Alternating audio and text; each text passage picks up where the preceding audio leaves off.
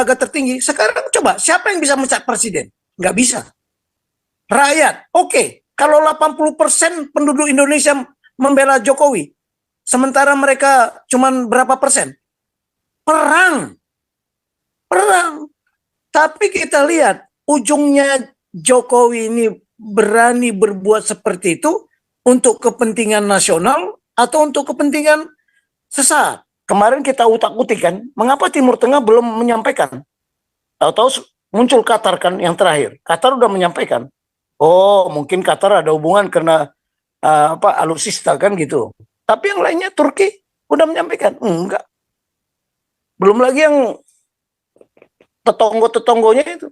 Mesir umpamanya. Mengapa? Ada apa? Itulah analisa. Mengapa mereka tidak? Siapa mereka? Mereka pendukung khilafah. Coba gimana? Jadi sekarang pusat kekuatan khilafah itu ada di mana? Di Sumbar sama di Aceh, kemudian lagi Jawa Barat. Ini maknanya apa Bhinneka Tunggal Ika? Sampai saya tanya ke Pak Trimo, saya datang ke Malang sana, ya, Pak Sutrimo yang masih mempelajari budaya Mojopahit sana. Bhinneka itu berbeda-beda. Eka itu satu, berbeda-beda.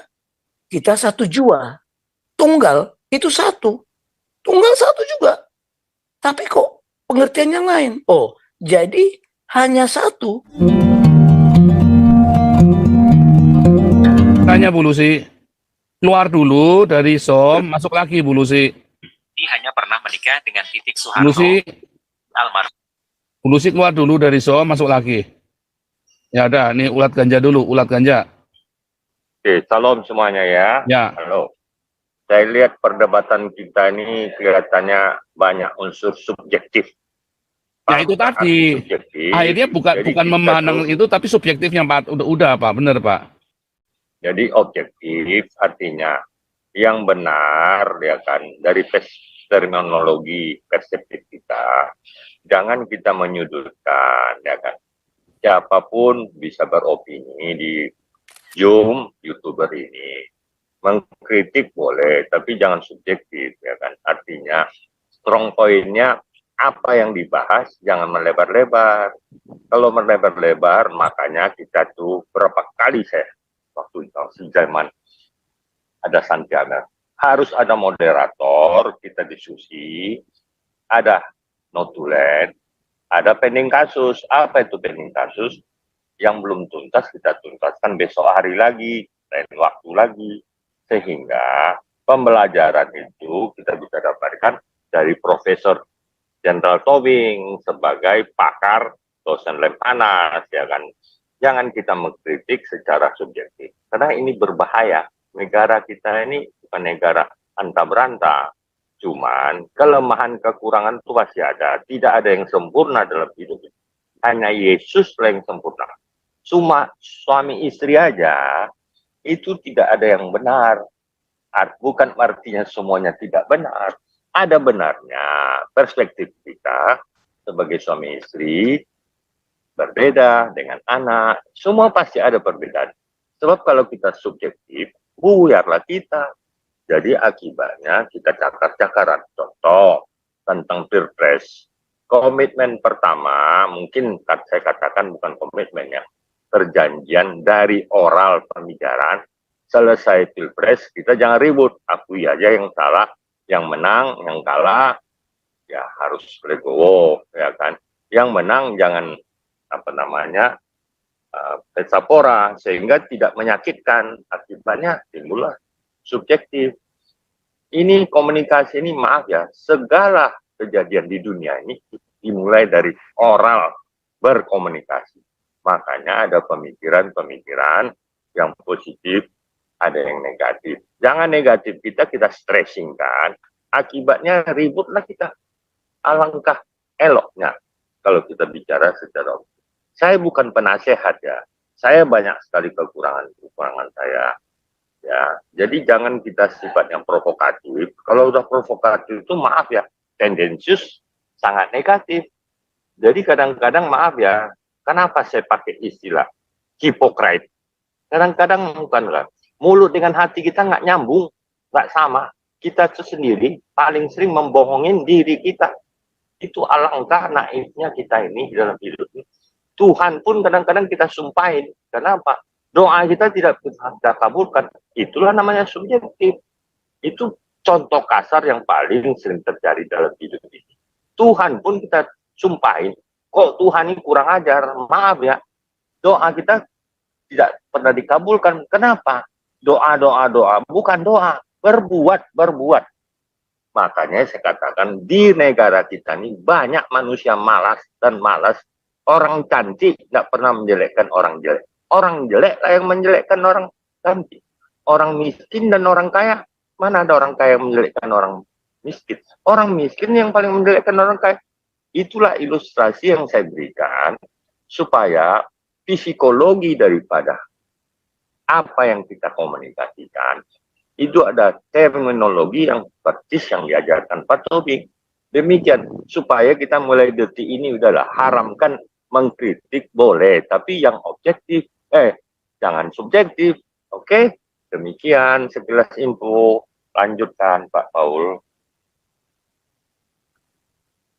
Ayo, lanjutkan. Siapa moderator? Oke, Pak Tobing. Oke, jadi begini ya.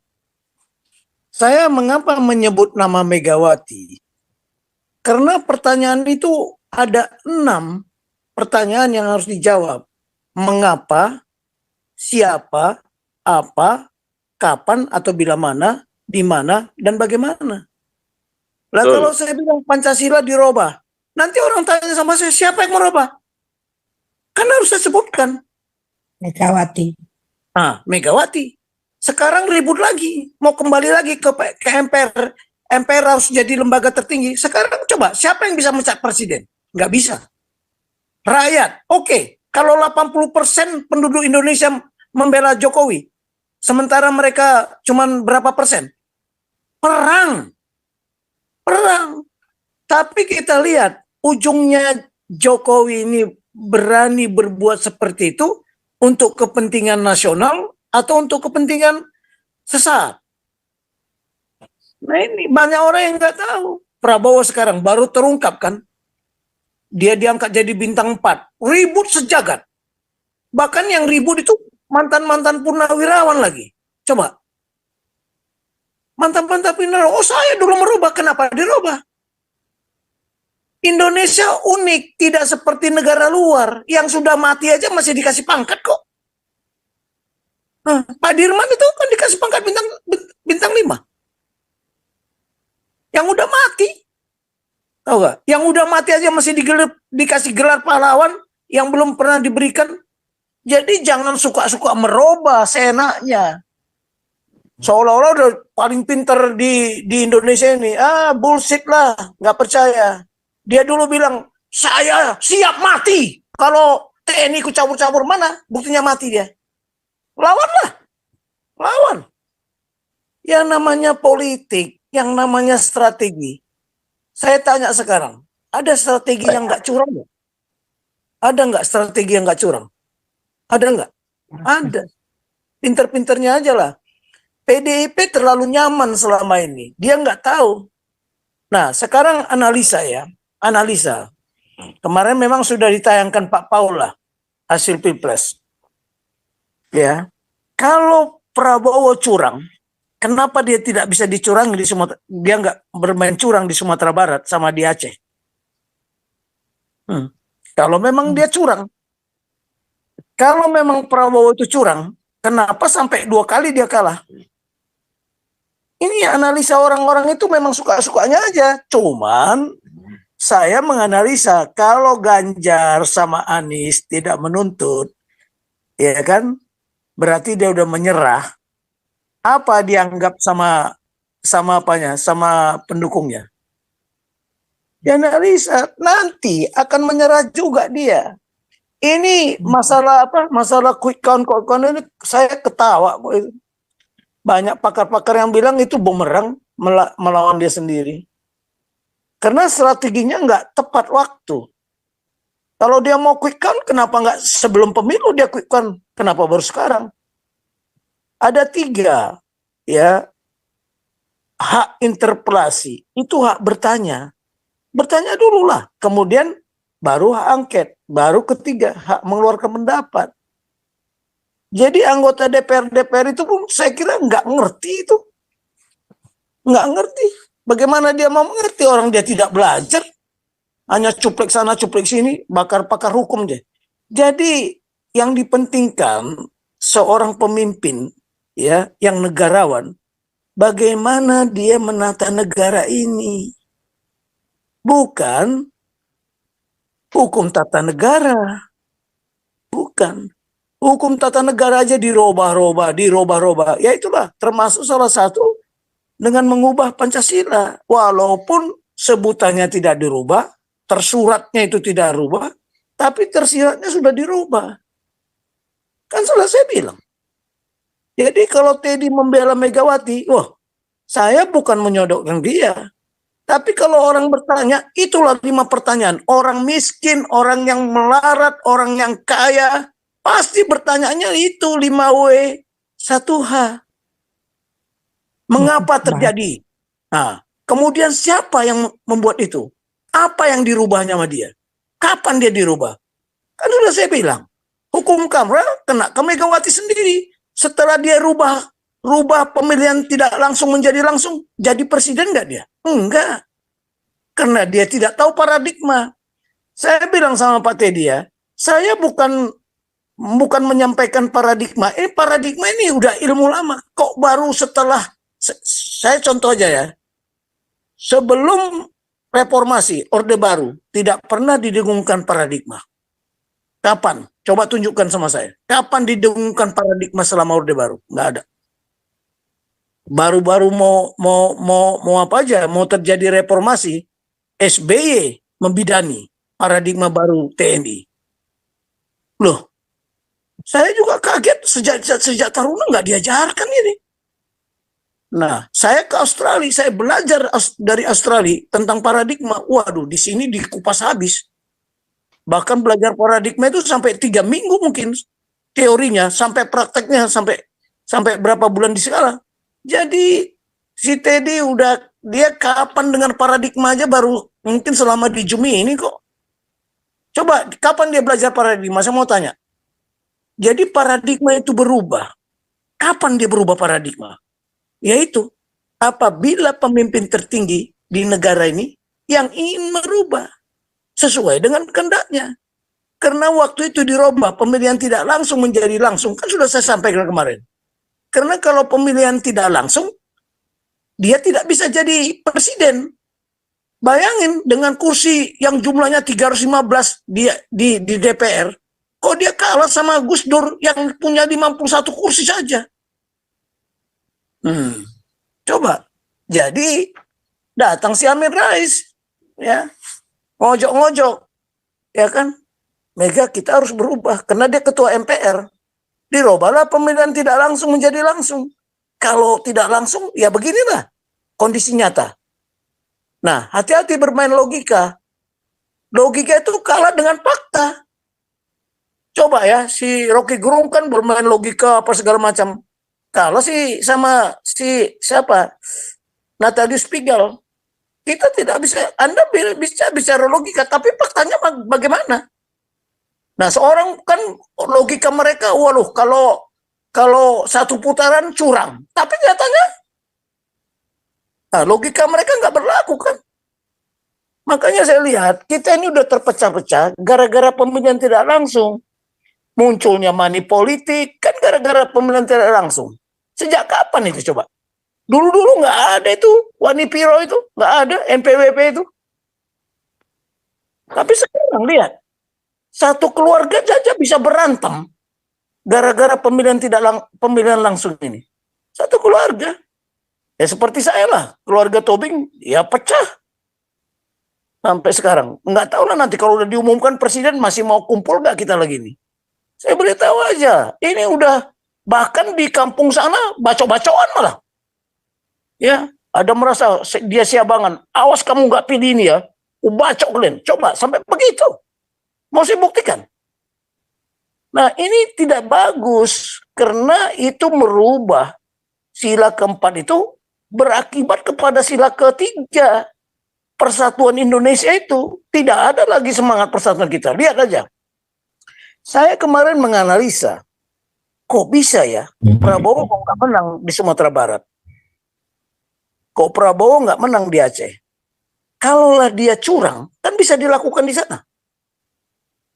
Nah ini Pak Paul, jadi orang cara berpikirnya, analisanya cuma singkat gitu loh. Kita harus analisa lah. Saya dari kemarin kan saya analisa. Contoh lagi, kedua. Kemarin kita utak-utik kan, mengapa Timur Tengah belum menyampaikan?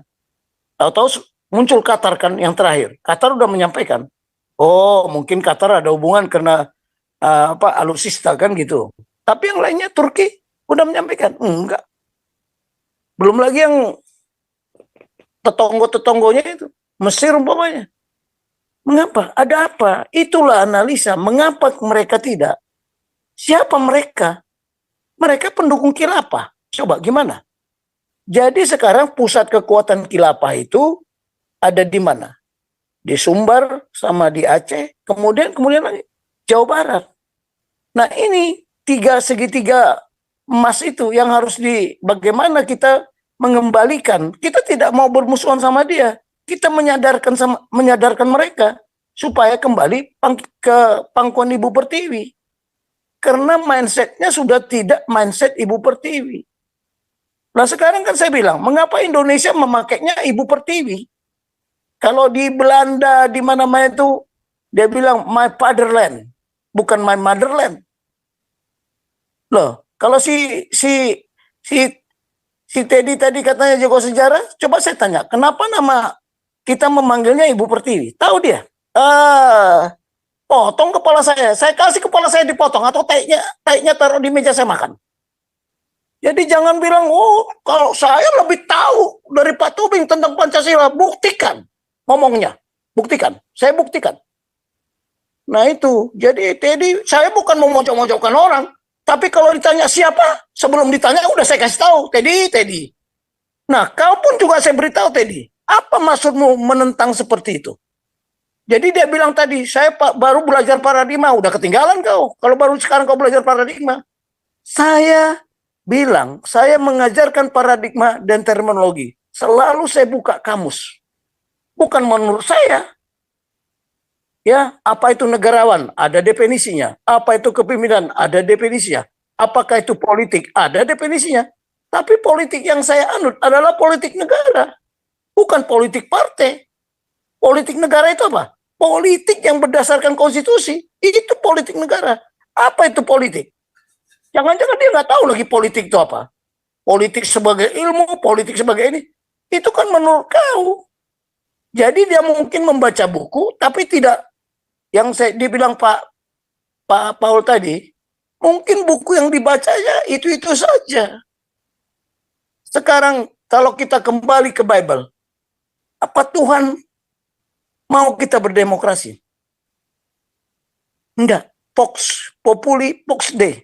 Suara rakyat, suara Tuhan. Benar enggak itu? Menurut Bible. Nah, itu kan ciptaan manusia. Saya kan tadi bilang sama dia, coba jawab.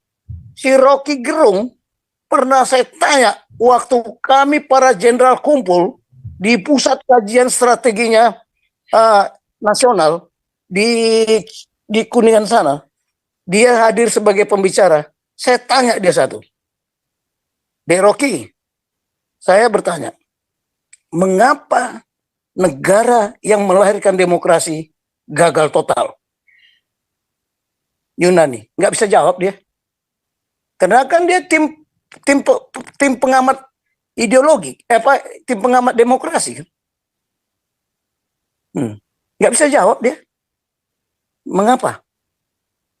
Kita ini sekarang ini diatur ide orang yang sudah mati. Kalau boleh saya ngomong, mereka di kuburan itu ketawa-ketawa. Itulah demokrasi kita bikin semuanya negara hancur. Ya, masalah kerajaan sama masalah ini. Kerajaan itu dulu, ya peraturannya itu, aturannya dari Tuhan. Raja itu tidak boleh berbuat salah. Tapi diterjemahkan lagi, Dunorong itu diterjemahkan, raja tidak boleh dipersalahkan. Nah, itulah paradigma dirubah-rubah. Seperti saya di Taruna dulu ya. Akhirnya itulah paradigma itu. Senior kayak Dunorong. Kita dipukul kayak apapun, muka ini babak belur, ya, badan luka-luka merayap, tidak bisa kita salahkan. Kecuali satu, tutup mulut. Nah, dia belum merasakan seperti itu. Tutup mulut. Karena kan si Teddy bilang, kalau saya jadi anak buahnya ini, saya nggak berani ngomong. Loh, saya bukan tipe penjilat. Kalau saya mau menjilat, saya datang ke Prabowo. Saya datang. Dia tobing kok.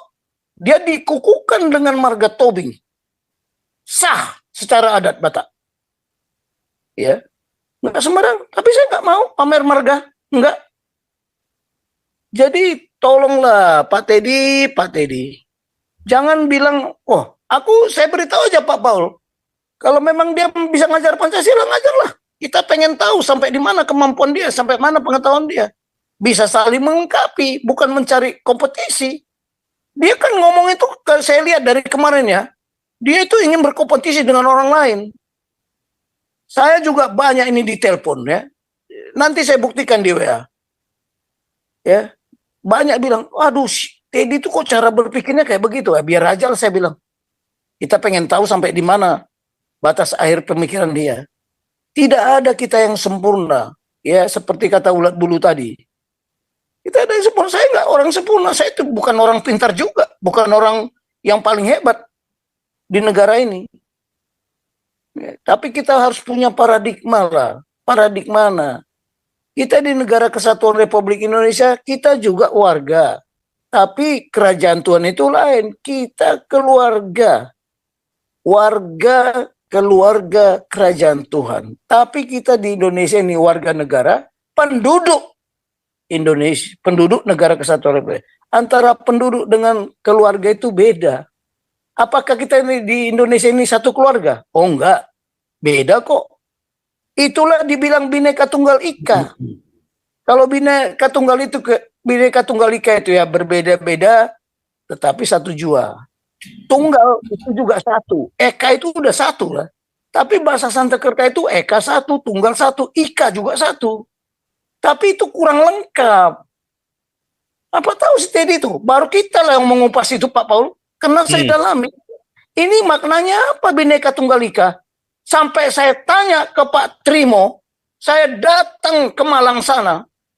Ya, Pak Sutrimo yang masih mempelajari budaya Mojopahit sana. Bhinneka itu berbeda-beda. Eka itu satu. Berbeda-beda. Kita satu jua. Tunggal itu satu. Tunggal satu juga. Tapi kok pengertiannya lain? Oh, jadi hanya satu. Di ikannya itu apa? Satu kesatuan. Kesatuan ngapain? Pengabdian. Makanya harus dilanjutkan Tanana Dharma Manggriva. Jadi kita mengabdi tidak ada yang mendua. Tidak boleh ada dua yang kita abdikan. Seperti kita lah di Bible. Ya bagaimana Anda mengabdi kepada Mamon ya, tapi Anda juga mengabdi kepada Tuhan. Itu. Ya kemudian ada buntutnya lagi. Tanana Wiknyatan Sirna. Apa ini Pak? Tidak ada halangan yang tidak bisa diatasi. Tidak ada rintangan yang tidak bisa diatasi. Saya mempelajari dulu yang kemarin itu ya, visinya Pak Prabowo. Mengasih makan gratis, kasih susu gratis. Visi apa bukan? Manusia unggul dengan memberikan makan gratis, susu gratis. Wah, itu visi luar biasa. Visioner itu Pak, hebat Pak. Iya. Ya sudah pasti. Dari dulu kita lakukan harusnya. Iya. Jadi begini, kalau si Teddy-nya melihat kan sudut pandang. Dia melihat sudut pandang. Sudut pandang itu kemampuan batas memandang aja. Oh, nanti nggak bisa, uangnya dari mana? Nah, itu. Tapi kalau visi, melampaui rintangan. Semua hambatan ini harus dihapus. Cobalah nanti kita lihat. Saya jadi berpikir juga, ya Tuhan Yesus bisa mengasihi 5.000 orang makan sampai sisa 12 bakul. Why? Itu visi nggak? Lah itulah jadi apalagi ditambah jangan kamu takut apa yang akan kamu dapat hari esok. Jangan kamu khawatir apa yang akan kamu makan. Jadi Teddy ini belajarnya di mana dia? Kalau saya bilang Bible itu satu-satunya kitab suci yang ada tertulis visi. Without vision, the people perish. Ya, nggak ada visi, rakyat binasa. Di situ visi itu apa? Wahyu. Ya, bacalah. Ada di Bible, King James Version mengatakan seperti itu. Ada di tempat lain, lain lagi. Jadi buku ini bermacam-macam, tapi kita lihat apa makna yang terkandung di situ. Gitu loh ya. Pak Teddy itu memang dia lahirnya tahun kelinci. Kemudian dia kemarin bilang bintangnya Leo. Orang kelinci itu paling pinter berdiplomasi. Memang kalau orang-orang kelinci suruh berdiplomasi pinter dia, karena dia bisa muter-muter lidahnya. Apalagi mungkin jam lahirnya jam ular ini. Lidahnya bisa bercabang dua, satu ke sana, satu ke kiri. Kalau dia kasih tahu sama saya tahu karakternya seperti apa. Bisa. Itu ilmu kok. Ilmu itu.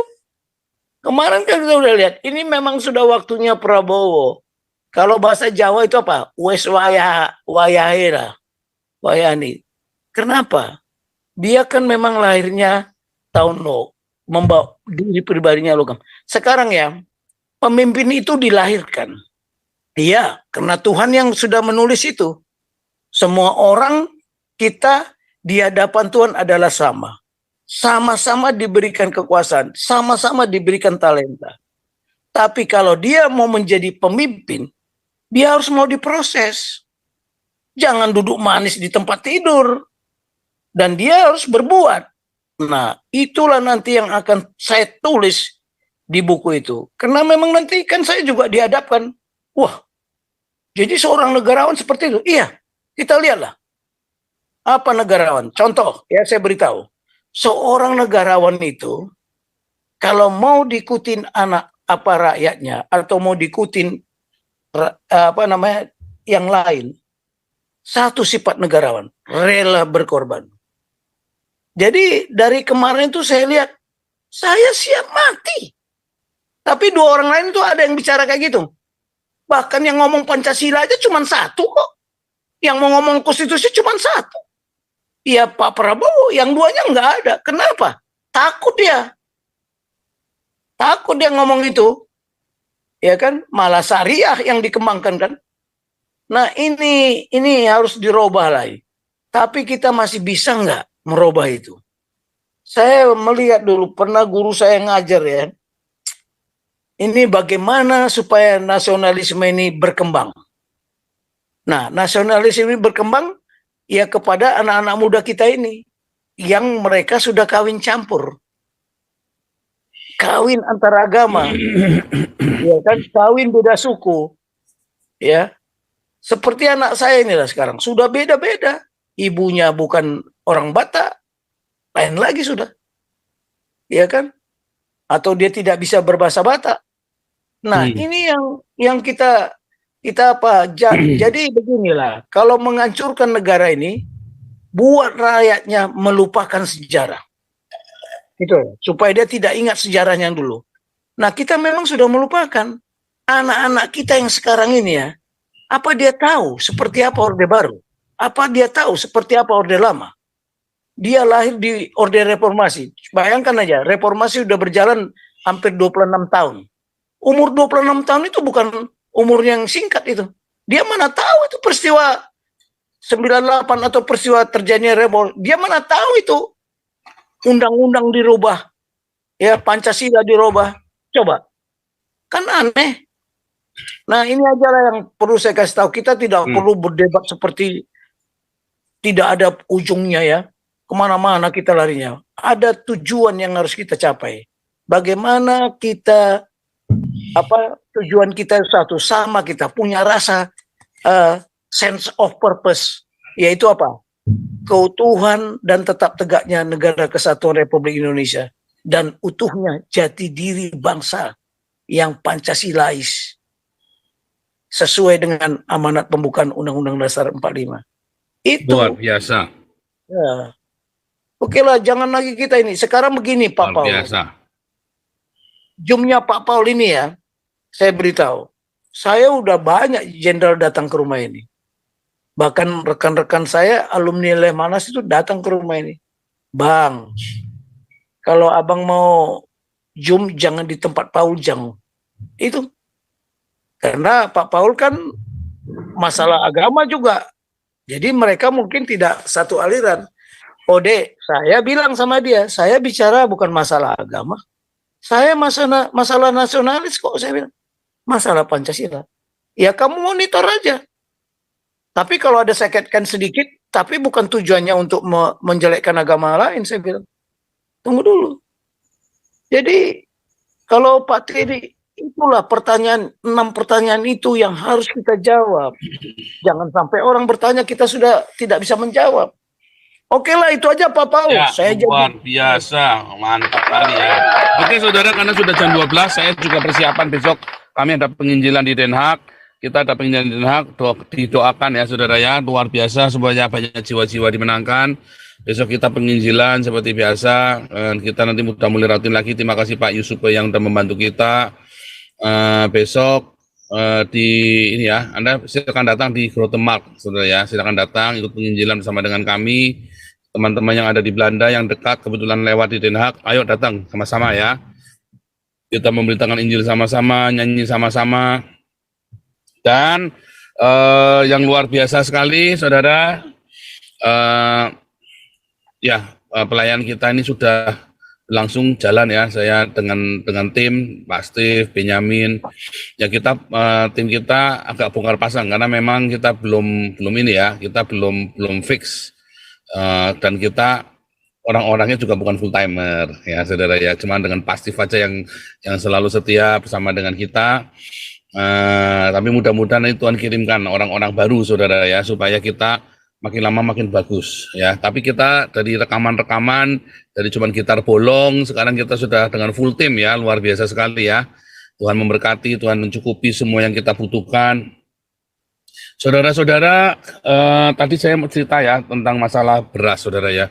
Saudara coba di Indonesia, coba politik beras ini sangat bahaya sekali, saudara ya. Politik beras ini, Anda memberaskan seluruh Indonesia supaya makan beras. Ini nggak benar, saudara ya. Seharusnya ya di daerah wilayah timur nggak perlu makan beras, saudara, makan papeda saja, saudara ya. Papeda itu enak, saudara ya. Papeda itu enak, ya. Tergantung makannya lauknya apa. Jadi tidak harus selalu beras. Kayak di Eropa, ya jarang orang makan beras. Saya makan beras setiap hari, saudara. Tetapi di Eropa nggak harus tuh makan pakai nasi tuh. Ya makanya makan papeda itu nggak ada masalah. Dan papeda itu murah, saudara ya, pakai sagu, sehat. Dan apa, saudara? Sehat. Kenapa sehat? Kenyang, tapi nggak bikin penyakit gula. Kalau beras itu kalau Anda bukan orang fitness, orang petani nelayan, Anda orang kantoran tiap hari makan nasi, Anda kena gula loh, saudara. Mudah kena gula. Tapi kalau makan papeda, selain kenyang, Anda tidak kena gula. Ya, oke. Ini saya kampanye makan papeda. Wah, ini saya ketagihan, saudara. Saya makan papeda itu di Ambon waktu itu ya. Di Halmahera saya makan papeda, makan ikannya, wah ini mah kecil, saudara ya. Saya makan ikannya gede, segede paha saya, saudara ya. Anda tahu, saya kan gede kan, pahanya saya gedenya kayak apa, saudara, Anda bayangin aja tuh. Makan ikan, ya, ikan tuna putih, saudara ya. Tuna yang putih itu, bukan tuna yang merah. Kalau tuna yang merah itu kan mana merah. Tuna yang putih, gurih sekali ya, dagingnya gurih sekali. Sama ikan apa itu ya, saya lupa ya, yang ikan berangkonang, apa itu ya, enak sekali, saudara ya, manis. Waduh, campurnya begini, saudara, sama papeda begini dicampur ya dalamnya. Aduh, nikmat sekali, saudara ya. Luar biasa. Tepuk tangan buat papeda. Pak Paul. Ya. Siapa? Sedikit ini. Coba nanti Pak Paul ini deh, lihat dari laporan FAO masalah harga beras dunia. Udah naik gitu. Nah, enggak apa-apa. Kita tuh jangan terpaku dengan beras, saudara. Anda ingat yang saya ngomong ya, beras itu untuk petani dan nelayan, saudara. Tukang beca, petani, nelayan, buruh pabrik. Tapi kalau Anda duduk, Anda pekerjanya kantoran, jangan makan beras, makanlah papeda, saudara. nanti berasnya tiba-tiba harganya murah, saudara ya. Serius, saudara ya. Oke, kita akan tutup. Terima kasih Pak Tobing sudah bergabung bersama dengan kami. Ya, luar biasa sekali. Dan kita menantikan Pak Teddy. Nanti kapan-kapan Pak Teddy bikin presentasi, saudara ya, buat kita bikin presentasi tentang oligarki, dana politik oligarki. Kita melawan oligarki apapun namanya lah. Nanti Pak Teddy akan bikin, saudara ya. Kita akan minta, bisa ya Pak Teddy ya, bikin presentasi ya 10 sampai 20 lembar lah. Disambi aja. Nanti kapan waktunya kasih tahu saya ya. Supaya gantian, saudara ya. Bagus ya. Ini dulu kan kita juga gantian Raja Uti, Susu Kuda. Bagus-bagus dulu presentasinya ya. Siapa lagi dulu, Gajah Mada pernah bikin ya. Santi Amer. Kita dulu gantian bikin presentasi seperti itu ya.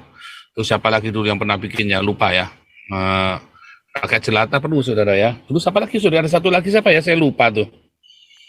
Gajah Uti, ya itulah pokoknya. Oke, kita akan tutup dalam doa. Kita tutup dalam, coba boleh tutup dalam doa, coba. Kau bilang kau menang debat, lawan domba yang sesat. Kau bilang banyak yang tobat.